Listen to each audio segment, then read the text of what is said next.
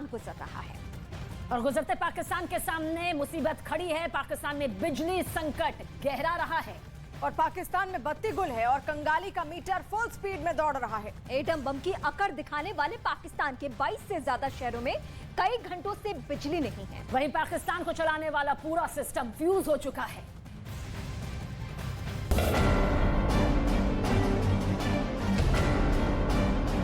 पाकिस्तान में कराची से पेशावर तक अंधेरा कायम, इस्लामाबाद से लाहौर तक बिजली का ब्रेकडाउन। महंगाई और आर्थिक संकट से जूझ रहे पाकिस्तान के सामने अब बिजली संकट खड़ा हो गया है। इस्लामाबाद, लाहौर और कराची समेत 22 शहरों में बिजली गुल हो गई। पाकिस्तान की मीडिया का कहना है कि इस्लामाबाद के 117 ग्रिड फेल हो चुके हैं, जिसकी वजह से पूरा का पूरा इस्लामाबाद और रावलपिंडी का एक बड़ा हिस्सा अंधेरे में है, जबकि कराची के 90% हिस्से में बिजली गुल है। पूरे पाकिस्तान को ऐसा शौक लगा है कि पाकिस्तान की 21 करोड़ आबादी को अंधेरे के हमले का डर सता रहा है।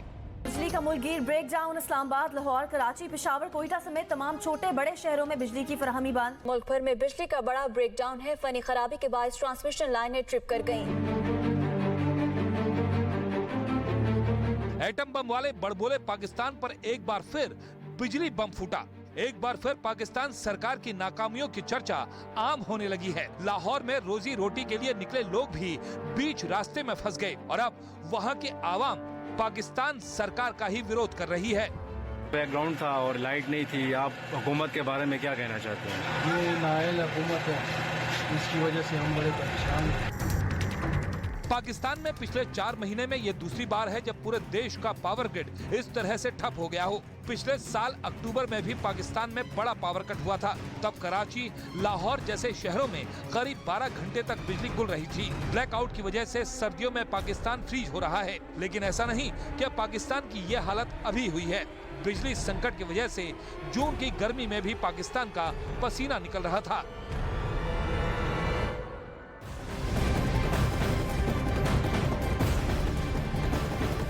एक तरफ पाकिस्तान में बिजली गुल है तो दूसरी तरफ पाकिस्तान की मीडिया के हवाले से हैरान करने वाली खबर भी सामने आई। वहां के दुकानों में मोमबत्ती तक नहीं मिल रही है। बिल्कुल सही सुना आपने कि पाकिस्तान की दुकानों से मोमबत्ती गायब हो चुकी है। एक तरफ पाकिस्तान के 22 शहरों में बिजली गुल है तो वहीं दूसरी ओर वहां के हालात बद से बदतर इन दिनों होते जा रहे हैं। वहीं कराची में कोहराम मचा हुआ है और लाहौर की जनता गुस्से में है। इस्लामाबाद में जिंदगी काली कोठरी में कैद हो गई है। पेशावर की जनता बेहद परेशान है क्योंकि सभी जगह बस अंधेरा ही अंधेरा है।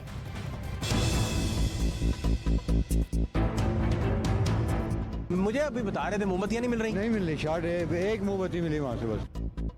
बिल्कुल सही सुना आपने, पाकिस्तान की दुकानों में मोमबत्ती गायब हो चुकी है।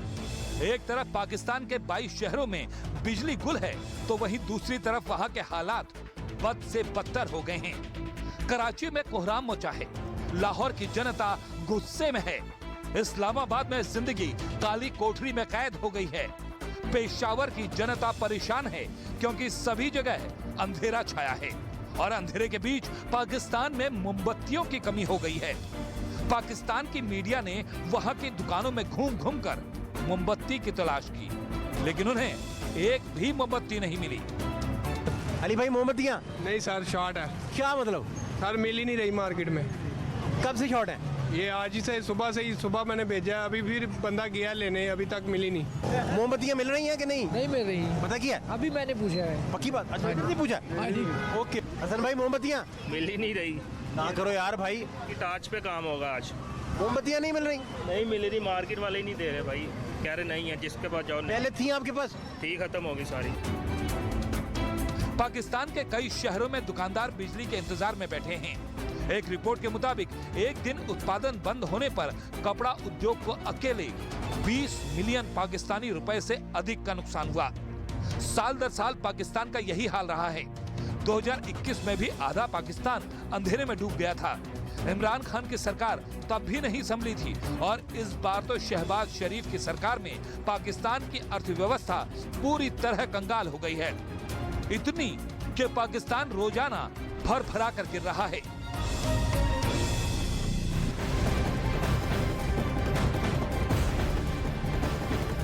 तो कंगाल पाकिस्तान काफी वक्त से आर्थिक तंगी से जूझ रहा है। आर्थिक संकट से जूझ रहे पाकिस्तान की हालत दिन ब दिन बहुत खराब होती जा रही है और कंगाल पाकिस्तान की हालत अब ऐसी हो गई है कि लोग भूख से तड़प रहे हैं, जिसके लिए खूनी खेल भी वहां शुरू हो गया है। तो कराची में एक दुकान से अनाज की लूटपाट करने के आरोप में 2 लोगों की गोली मारकर हत्या तक कर दी गई।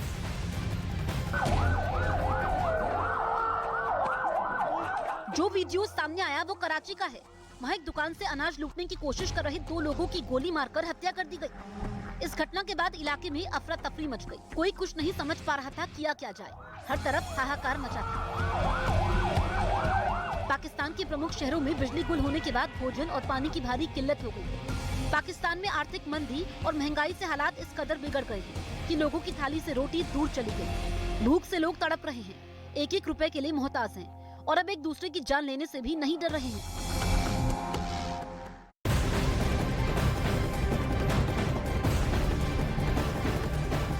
कंगाल पाकिस्तान काफी वक्त से आर्थिक संकट से जूझ रहा है और हालात ऐसे हैं कि पाकिस्तान की हालत दिन ब दिन बदतर होती जा रही है।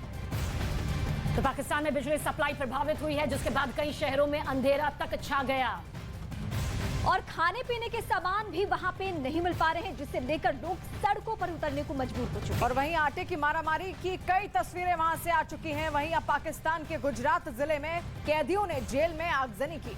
तो वहीं कर्ज के बोझ तले पाकिस्तान को दूसरे देश से मदद की आस यहां पर जरूर नजर आती है।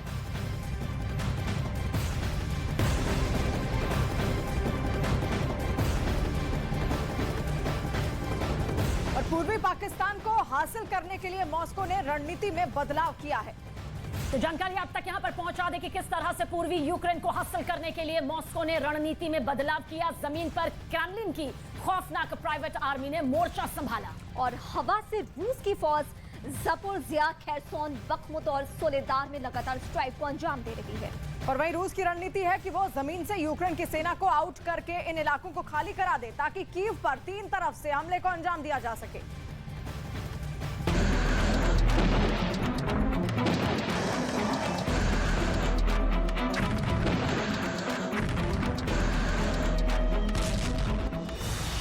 रूस की फौज एक तरफ जमीन पर यूक्रेन की सेना को मात देने की जुगत में लगी है और दूसरी ओर क्रेमलिन हर रोज एक नई रणनीति के साथ सामने आ रहा है।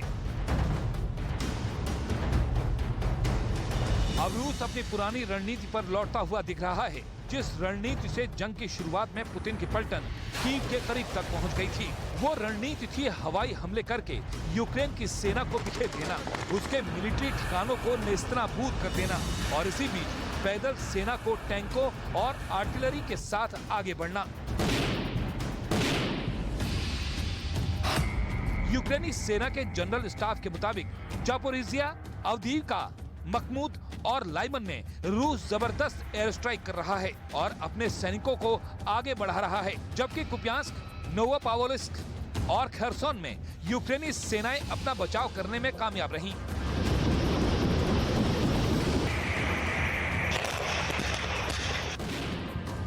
पिछले 4 दिनों में इन इलाकों में 100 से ज्यादा हवाई हमलों को अंजाम दिया गया, जिसमें मिसाइल से, रॉकेट लॉन्चर्स से, फाइटर जेट से हमलों को अंजाम दिया गया और जमीनी फौज आगे बढ़ती रही।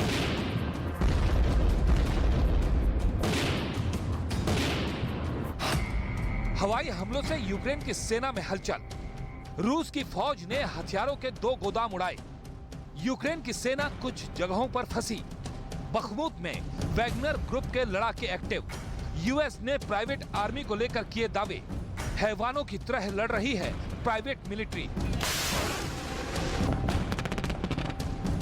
पुतिन की पलटन में शामिल कॉन्ट्रैक्ट किलर्स को लेकर व्हाइट हाउस ने दावा किया था कि बख्मुत शहर और सोलेदार शहर पर कब्जा करने के लिए वैगनर ग्रुप के लड़ाके ऐसे लड़ रहे हैं जैसे शैतान लड़ते हैं और वे शवों का कीमा बना रहे हैं। हालांकि बख्मुत न तो रणनीतिक तौर पर बहुत अहम है और न ही इसे जीतकर रूस जंग की सूरत बदल सकता है, लेकिन बख्मुत अब क्रेमलिन के लिए नाक का बाल बन गया है और इसी वजह से पुतिन की प्राइवेट आर्मी को आदेश दिया गया है कि किसी भी सूरत में बख्मुत पर कब्जा किया जाए। रूसी फौज इसलिए हवाई हमलों को अंजाम दे रही है ताकि उसकी फौज और प्राइवेट आर्मी को आगे बढ़ने का मौका मिले।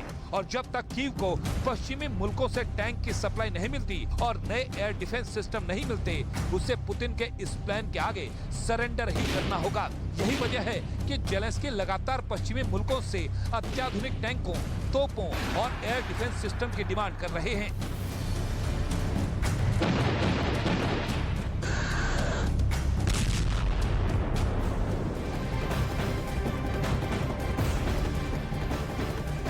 तो यूक्रेन में महायुद्ध जारी है और इसी युद्ध के बीच जिंदगी भी चल रही है। लोग अपने रोजमर्रे का काम करते हुए नजर आते हैं। बच्चे स्कूल जा रहे हैं, पढ़ाई कर रहे हैं, लेकिन उनकी सुरक्षा भी उतनी ही ज्यादा अहम है। और इसीलिए कीव प्रशासन ने स्कूलों को बंकर में तब्दील करना शुरू कर दिया है और अब दावा किया जा रहा है कि 86% स्कूलों में बॉम्ब शेल्टर बनाए जा रहे हैं। देखिए, ये ऐसे शेल्टर हैं जिसमें हफ्तों तक रहा जा सकता है, जिसमें पीने के पानी के साथ साथ बिजली और राशन की भी पूरी व्यवस्था है।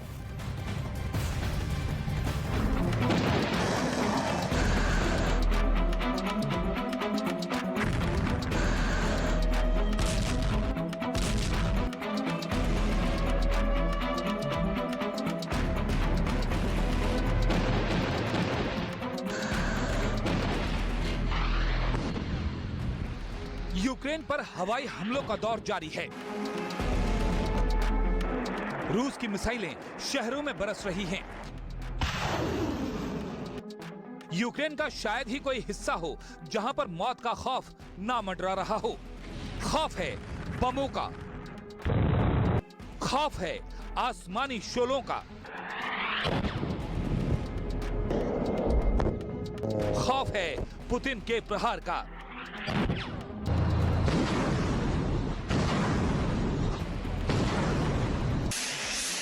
अगर रूस हमले कर रहा है तो यूक्रेन जवाबी हमले भी कर रहा है। लेकिन ऐसा नहीं है कि सिर्फ सैन्य ठिकानों को हमले की जद में लिया जा रहा है। कई बार आम लोगों के आशियाने भी मिसाइल के निशाने पर आ जाते हैं।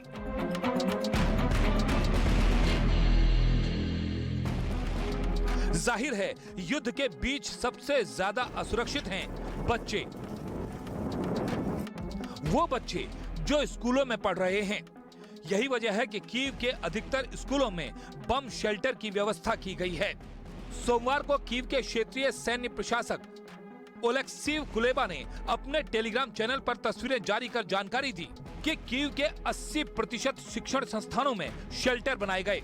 11% स्कूलों में स्टोरेज की सुविधा। शिक्षण संस्थानों में 1085 शेल्टर बनाए गए। 86% स्कूल बम शेल्टर के तौर पर तैयार। स्कूलों के बेसमेंट का ओवरहॉल किया गया। वेंटिलेशन और प्रकाश की व्यवस्था की गई। गोदाम में जनरेटर और वाईफाई लगाया गया। पीने के पानी, राशन और दवा की व्यवस्था। इन स्कूलों को ऐसे तैयार किया गया है कि संकट की घड़ी में ये काम आ सकें और लोगों के बचाव के साथ साथ उनके आश्रय के तौर पर इस्तेमाल हो सकें।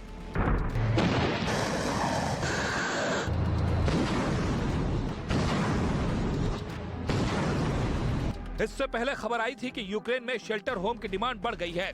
खार्किव में जहां हवाई हमले हो रहे हैं, ऐसे शेल्टर बम और बाकी हमलों से बचने में काफी कारगर साबित हुए हैं।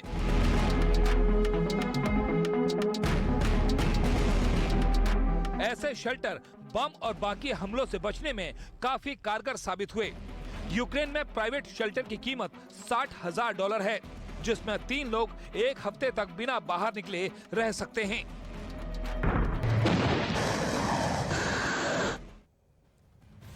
ग्यारह महीने से रूस और यूक्रेन के बीच युद्ध की स्थिति लगातार मौजूद है और दावा किया गया कि युद्ध में रूस के 1 लाख से ज्यादा सैनिक मारे गए।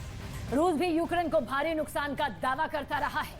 वहीं अब संयुक्त राष्ट्र मानवाधिकार एजेंसी के एक रिपोर्ट में चौंकाने वाले आंकड़े इस वक्त सामने आ चुके हैं, जो बताता है कि यूक्रेन को युद्ध में भारी नुकसान हुआ है। क्या ये नुकसान है? तफसील से आपको बताते हैं। युद्ध में अब तक यूक्रेन के 18,000 से ज्यादा लोग प्रभावित हुए और जिसमें से 7,000 से ज्यादा लोग युद्ध की वजह से मारे जा चुके हैं। वहीं 11,000 से ज्यादा लोग घायल भी हुए हैं। और अगर इस साल की बात करें तो 1 जनवरी से 22 जनवरी के बीच 132 लोगों की जान गई। और वहीं इस दौरान 372 लोग जख्मी भी हुए हैं। और रिपोर्ट में एक और दावा किया गया कि हमले में यूक्रेन के कई पावर स्टेशन इसमें तबाह भी हुए। बिजली संकट से जूझ रहे यूक्रेन को स्वीडन का साथ जरूर मिला। स्वीडन ने ऊर्जा आपूर्ति बहाली के लिए यूक्रेन को उपकरण देने का ऐलान भी किया।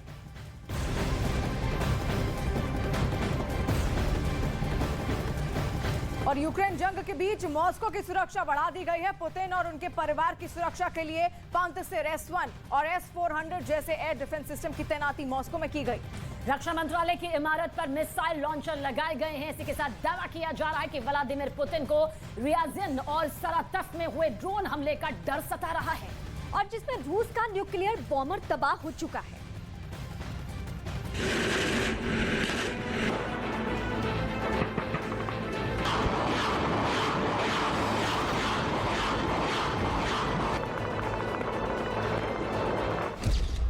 जेलेंस्की ने लॉक किया टारगेट।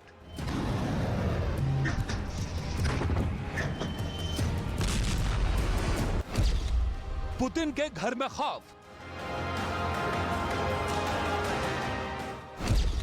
कीव का बदला लेंगे जेलेंस्की।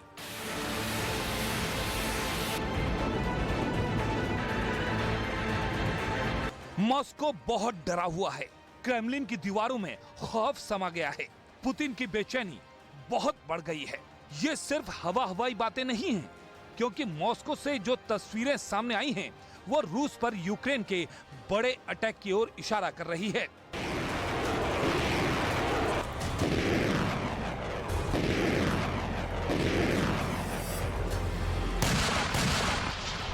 तस्वीरों में पुतिन के राजभवन के पास पांत्सेर S-1 एयर डिफेंस सिस्टम की तैनाती दिखी। तस्वीरें पुतिन के सरकारी आवास से भी आईं। वहां एक सप्ताह पहले इसी तरह के एयर डिफेंस सिस्टम को तैनात किया गया था। मॉस्को को बड़े हमले से बचाने के लिए पांत्सेर S-1 के साथ ही S-400 एयर डिफेंस सिस्टम को भी मॉस्को के आसपास तैनात किया गया है। पुतिन और उनके परिवार की सुरक्षा के लिए रूस की फौज घर से दफ्तर तक लगा दी गई। रूस के रक्षा मंत्रालय की इमारत पर मिसाइल लॉन्चर तैनात कर दिया गया। मतलब पुतिन और मॉस्को की संपूर्ण सुरक्षा का इंतजाम किया गया। पुतिन और उनके परिवार के सुरक्षा घेरे को मॉस्को के इस मैप से समझिए। मॉस्को को बाहरी हमले से बचाने के लिए सबसे पहले घेरे में 2 S-400 एयर डिफेंस सिस्टम को तैनात किया गया। इन S-400 एयर डिफेंस सिस्टम को पुतिन के रेजिडेंशियल और राजभवन के बेहद करीब तैनात किया गया, जबकि 3 पांत्सेर S-1 एयर डिफेंस सिस्टम को मॉस्को के जंगलों में लगाया गया है। यूक्रेन से जंग लड़ रहे पुतिन को अब अपनी जान के साथ अपने परिवार और बच्चों की फिक्र होने लगी है। यही वजह है कि उन्होंने मॉस्को की किलेबंदी शुरू कर दी है। यानी 3 महीने में यूक्रेन को जीत लेने का दावा करने वाले पुतिन को अब अपना ही किला खतरे में नजर आ रहा है। इस टेंशन की बड़ी वजह भी है। पिछले साल दिसंबर में जेलेंस्की ने पुतिन को बता दिया था कि अगर वो कीव को टारगेट करेंगे तो उनका मॉस्को भी नहीं बचेगा, क्योंकि पिछले साल दिसंबर में पुतिन ने मॉस्को के बेहद करीब रिजाइन और सरातफ एयरबेस को निशाना बनाया था। सिजान और सराफत सैन्य बेस पर हुए ड्रोन अटैक में पुतिन के न्यूक्लियर बॉम्बर तबाह हो गए थे। अब पुतिन टेंशन में है कि इसी तरह का हमला मॉस्को पर हो सकता है। जब जेलेंस्की के जांबाज मॉस्को को टारगेट कर सकते हैं, डर इतना ज्यादा है कि पुतिन ने अपनी और अपने परिवार की सुरक्षा के लिए 2 तरह के शक्तिशाली एयर डिफेंस सिस्टम के साथ कई मिसाइल लॉन्चर और सैन्य टुकड़ी के बीच खुद को कैद कर लिया है।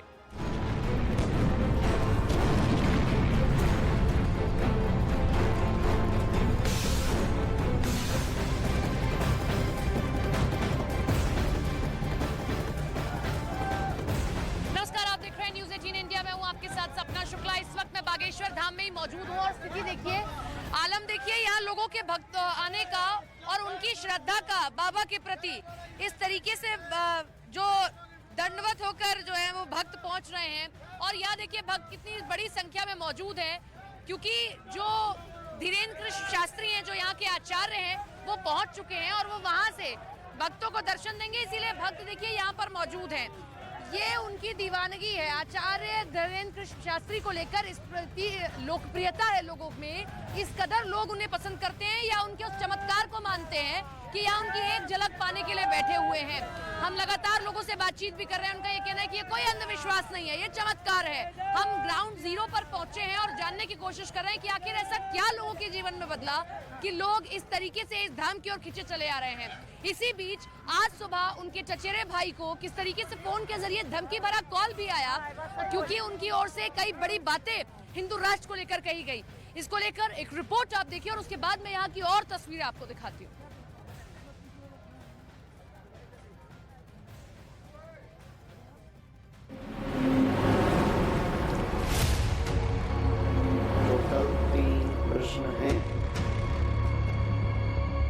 लोगों के मन की बात पढ़ने के दावों के साथ सुर्खियों में चल रहे रायपुर के बागेश्वर धाम के धीरेन्द्र कृष्ण शास्त्री को जान से मारने की धमकी दी गई। फोन कर धमकी देने वाले ने धीरेन्द्र शास्त्री को 13वीं के लिए तैयार रहने को कहा, जिसके बाद छतरपुर के पुलिस थाने में केस दर्ज किया गया है। इससे पहले धीरेन्द्र शास्त्री ने रायपुर में कथा वाचन के दौरान भारत को हिंदू राष्ट्र बनाने की बात कही। और सुभाष चंद्र बोस जी के जन्मोत्सव पर उनका एक नारा था, तुम मुझे खून दो मैं तुम्हें, लेकिन हमने आज एक नया नारा बनाया है भारत के इतिहास में, तुम मेरा साथ दो हम हिंदू राष्ट्र बनाएंगे। अपने चिर परिचित अंदाज में लोगों का आह्वान करते हुए बागेश्वर धाम के धीरेन्द्र कृष्ण शास्त्री ने अपनी कथा के दौरान नेताजी सुभाष चंद्र बोस का जिक्र किया और उन्हीं के नारे की तर्ज पर नारा दिया, मेरा साथ दो हम हिंदू राष्ट्र देंगे। लोगों के मन की बात जानने और उनकी समस्याओं का चमत्कार के जरिए समाधान निकालने को लेकर पंडित धीरेन्द्र कृष्ण शास्त्री पर अंधविश्वास फैलाने के आरोप लग रहे हैं, जिस पर कथा के दौरान धीरेन्द्र शास्त्री ने जवाब दिया, हम ना चमत्कारी है, ना हम कोई ईश्वर है, ना हम कोई आपसे प्रमाण पत्र चाहते कि हमारे पास शक्ति है। हम सिर्फ इतना कहते हमें बालाजी ने जो दिया वो है, लेकिन हम सनातन है। रायपुर में कथा के दौरान धीरेन्द्र शास्त्री ने लगातार उठ रहे सवालों पर निशाना साधते हुए कहा कि आज तक देश में किसी दूसरे धर्म का इतना बड़ा ट्रायल नहीं हुआ। Baba, I am not Bageshwar Baba, I am only Dhirendra Krishna. Bageshwar Baba means Hanuman ji. बता दें कि बागेश्वर धाम के पंडित धीरेन्द्र कृष्ण शास्त्री पिछले कई दिनों से विवादों में घिरे हैं। उन पर अंधविश्वास फैलाने के आरोप लगे हैं।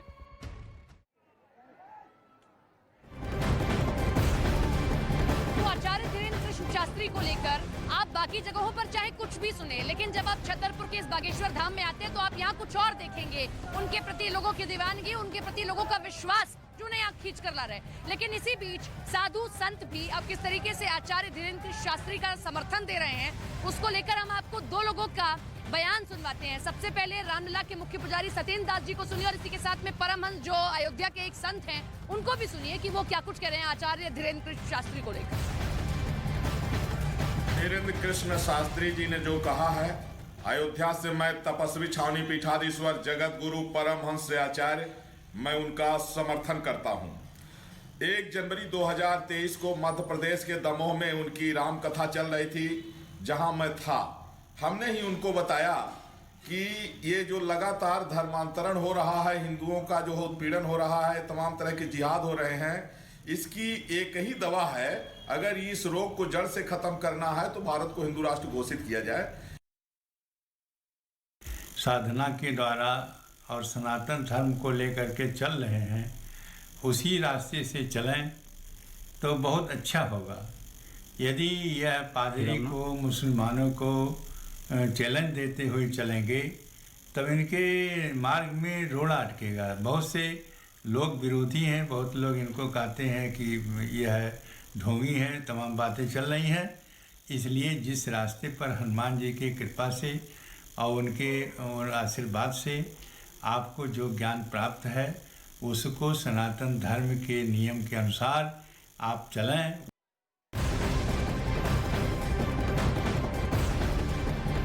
तो ये दो संतों की प्रतिक्रिया आपने सुनी, लेकिन पूरा साधु संत का जो समाज है, चाहे वो अयोध्या का हो, मथुरा का हो या कोई और भी संत, वो अब आचार्य धीरेन्द्र कृष्ण शास्त्री के पक्ष में आ गए। उनका कहना है कि आप ऐसा करके एक सनातन धर्म पर विरोध करने का काम कर रहे हैं। इसी कड़ी में हिंदू महासभा के अध्यक्ष स्वामी चक्रपाणी जी ने क्या कहा है, वो भी आपको सुनवा देते हैं। देखिए, जो भी आदर या चादर के नाम पे पाखंड करते हैं, तो स्वाभाविक रूप से हर देश का राष्ट्रभक्त जागरूक व्यक्ति उनको चैलेंज करेगा। और हिंदू राष्ट्र तो यह आज की आवश्यकता है। हिंदू राष्ट्र से हमारा देश सुरक्षित होगा और यह आवश्यक भी है। जब देश के टुकड़े हो गए, मजहब के आधार पे एक पाकिस्तान बन गया, तो बचा हुआ हिस्सा तो जो है वो तो हिंदुओं का ही तो हुआ ना। वो हिंदू राष्ट्र तो होना ही चाहिए। हिंदुओं के साथ तो बहुत ही बड़ा अन्याय हुआ, इसलिए हम सब उनके साथ हैं, हमारा पूरा समर्थन है।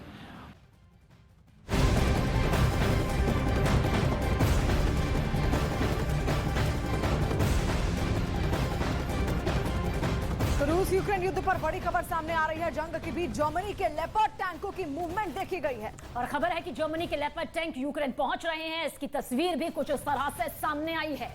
यूक्रेन पोलैंड की सीमा पर ट्रेन पर कुछ टैंक दिखाई दिए। दावा तो यह भी किया जा रहा है कि ये टैंक जर्मनी से यूक्रेन पहुंचे हैं।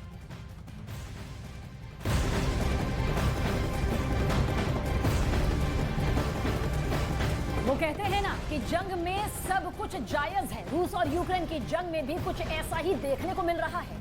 पुतिन ने युद्ध में अपनी फौज को उतार ही रहे हैं, साथ ही रूस की जेलों में बंद अपराधियों को भी भेज रहे हैं। और रूस के एक पत्रकार ने दावा किया है कि 50,000 से ज्यादा ऐसे अपराधियों को जेल से निकालकर हथियार दिए गए और उन्हें युद्ध में भेज दिया गया। लेकिन इनमें से अब मुट्ठी भर ही जंग के मैदान में मौजूद हैं, बाकी या तो ढेर हो गए या फिर फरार हो गए।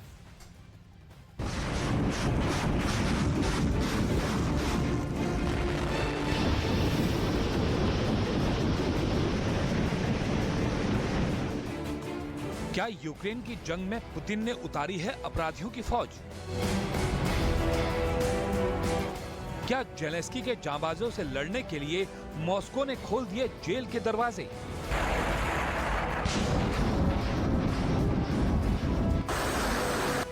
पिछले साल 24 फरवरी को जब रूस ने कथित तौर पर यूक्रेन में स्पेशल मिलिट्री ऑपरेशन शुरू किया, तो खबरें आई थी कि पुतिन ने पहले अपनी फौज नहीं बल्कि भाड़े के सैनिकों को मैदान में उतारा है। अब खबर है कि रूस ने हजारों की संख्या में अपराधियों को जंग में उतार दिया है। हालांकि दावा किया जा रहा है कि इनमें से अधिकतर अनाड़ी थे और जंग में ज्यादा देर तक टिक नहीं सके। जेल से निकले इन अपराधियों में अधिकतर युद्ध के मैदान में ढेर हो चुके हैं। रूस की पत्रकार ओल्गा रोमानोवा का दावा, मॉस्को ने जेल में बंद अपराधियों को हथियार दिए। कातिलों, लुटेरों, ड्रग तस्करों को जंग में उतारा। अब तक ऐसे 50,000 से ज्यादा अपराधियों को उतारा। इनमें से सिर्फ 10,000 ही युद्ध में लड़ रहे हैं। बाकी या तो मारे गए या सरेंडर किया या गायब हैं। हालांकि ये भी रिपोर्ट है कि रूस अभी भी अपनी जेलों में अपराधियों को बाहर निकालने की कोशिश में है और उनके हाथों में हथियार देकर जंग के मैदान में भेज रहा है, क्योंकि नॉर्वे आर्मी चीफ के मुताबिक रूस को पिछले 11 महीनों में जबरदस्त नुकसान झेलना पड़ा है। दावा किया गया कि पुतिन ने कम से कम 1,80,000 जवानों को युद्ध में खोया और यही वजह है कि अब रूस के पास मैदान जंग में लड़ने के लिए सैनिकों की कमी हो रही है। और इस कमी को पूरा करने के लिए मॉस्को ने आम लोगों के बीच से लामबंदी शुरू की और करीब 3 लाख नौजवानों को लगातार ट्रेन कर यूक्रेन में भेज दिया। वहीं जवानों की भर्ती के लिए अधिकतम उम्र की सीमा को बढ़ा रहा है ताकि ज्यादा से ज्यादा भर्तियों को अंजाम दिया जा सके, भले ही वो उम्रदराज या नाकाबिल हों। यूक्रेन से जंग के दौरान रूस के बाहुबली T-90 टैंकों से भारी तबाही मच चुकी है और पूर्वी यूक्रेन को रौंदने में इन टैंकों ने अहम भूमिका निभाई। हालांकि इस बीच जर्मनी के लेपर्ड टैंक के यूक्रेन पहुंचने की भी खबर है। चलिए आपको दिखाते हैं दोनों टैंकों में आखिर ताकत कहां किसकी टिकती है। एक एक करके बताते हैं। रूस ने T-90 टैंक साल 1992 में बना था, तो वहीं जर्मनी ने लेपर्ड 2 टैंक को 1970 के दशक में बनाया था। और वहीं रूस के T-90 टैंक की लंबाई 9.53 मीटर है, तो वहीं लेपर्ड टैंक 2 की अगर बात की जाए तो उसकी लंबाई 9.67 मीटर है। ऊंचाई का भी जिक्र कर लेते हैं। रूस के T-90 टैंक की ऊंचाई 3 मीटर 78 सेंटीमीटर है, तो वहीं लेपर्ड 2 टैंक की ऊंचाई 2 मीटर 48 सेंटीमीटर है। रूस के T-90 टैंक का वजन 46.5 टन है, तो वहीं लेपर्ड 2 टैंक का वजन 55.15 टन है। और वहीं स्पीड की अगर बात की जाए तो T-90 टैंक की स्पीड 60 किलोमीटर प्रति घंटे की है, जबकि लेपर्ड 2 टैंक की स्पीड 70 किलोमीटर प्रति घंटा है। रूस के T-90 टैंक का इंजन 840 हॉर्स पावर का है, तो वहीं लेपर्ड 2 टैंक की इंजन की बात करें तो ये 1500 हॉर्स पावर तक की क्षमता रखता है। फायर पावर की बात करें तो T90 टैंक के मेन गन से 1 मिनट में 43 राउंड फायर कर सकते हैं, तो वहीं लेपर्ड 2 टैंक के मेन गन से 1 मिनट में 42 राउंड फायरिंग कर सकते हैं। और वहीं T90 टैंक में लगी मशीन गन से 2300 राउंड प्रति मिनट फायर किया जा सकता है, तो लेपर्ड 2 टैंक की मशीन गन से 1 मिनट के अंदर 4750 राउंड फायर किए जा सकते हैं।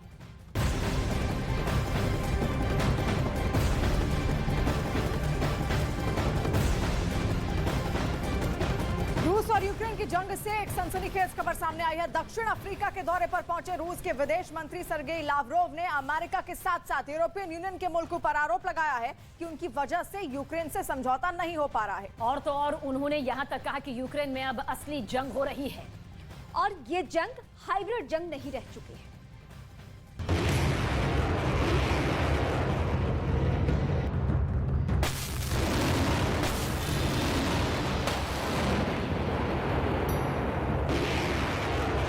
मंगलवार को ठीक 11 महीने हो चुके हैं। यूरोप का एक मुल्क अभी भी जंगी आग से जल रहा है।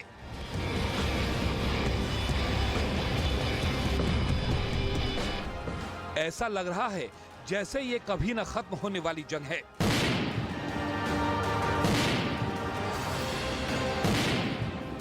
रूस अब अपने विनाशक हथियारों का बेतहाशा इस्तेमाल कर रहा है और यूक्रेन के शहरों पर जहां हवा से स्ट्राइक कर रहा है, वहीं जमीनी जंग में भी घातक टैंकों और आर्टिलरी से शोलों की बारिश हो रही है।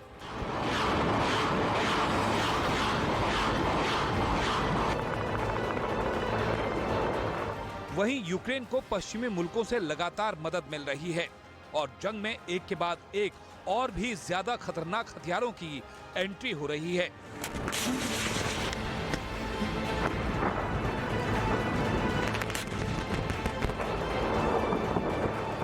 जंग में भले ही अमेरिका और बाकी नेटो मुल्क या पश्चिमी मुल्क सीधे तौर पर रूस से लोहा न ले रहे हों, लेकिन यूक्रेन युद्ध का वो मैदान बन चुका है जहां रूसी और ईरानी हथियारों से पश्चिमी मुल्कों के हथियार मोर्चा ले रहे हैं। एक तरह से देखा जाए तो अब ये जंग रूस बनाम यूक्रेन तक सीमित नहीं रही, बल्कि अब ये रूस बनाम अमेरिका बन गई है और रूस अब इसे लेकर मुखर होकर अंतर्राष्ट्रीय मंच पर बोल रहा है। दक्षिण अफ्रीका पहुंचे रूस के विदेश मंत्री सर्गेई लावरोव ने आरोप लगाया कि इस युद्ध का मकसद है रूसी संस्कृति को समाप्त करना। Самостоятельную, взвешенную, сбалансированную позицию по этим вопросам, которые занимают наши южноафриканские друзья. В целом, я считаю, переговоры были очень полезными и подтвердили наличие в наших отношениях хороших перспектив.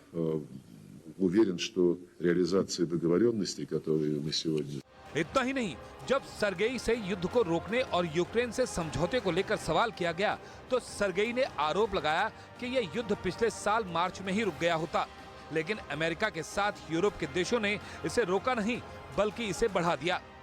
Можно любого посредника попросить, чтобы он прояснил, как себе украинская сторона видит дальнейшее развитие событий. Мы многократно, это говорил и президент, не отказываемся от переговоров. Но те, кто отказывается, а я сейчас вам их перечислил. पिछले साल जंग शुरू होने के बाद यूक्रेन को मार्च महीने से ही अमेरिका समेत नेटो मुल्कों ने सामरिक साजो सामान भेजना शुरू कर दिया था, जो आज भी जारी है और उसी की बदौलत जेलेंस्की लगातार पुतिन से जंग के मैदान में मुकाबला कर रहे हैं।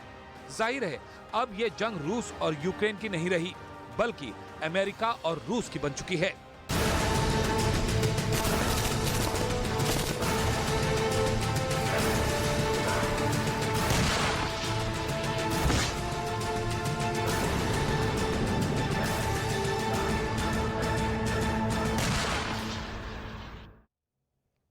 और आइए अब आपको बताते हैं कि लेपर्ड टैंक आखिर क्यों खास है, इस टैंक की इतनी चर्चा आखिर क्यों इस वक्त की जा रही है।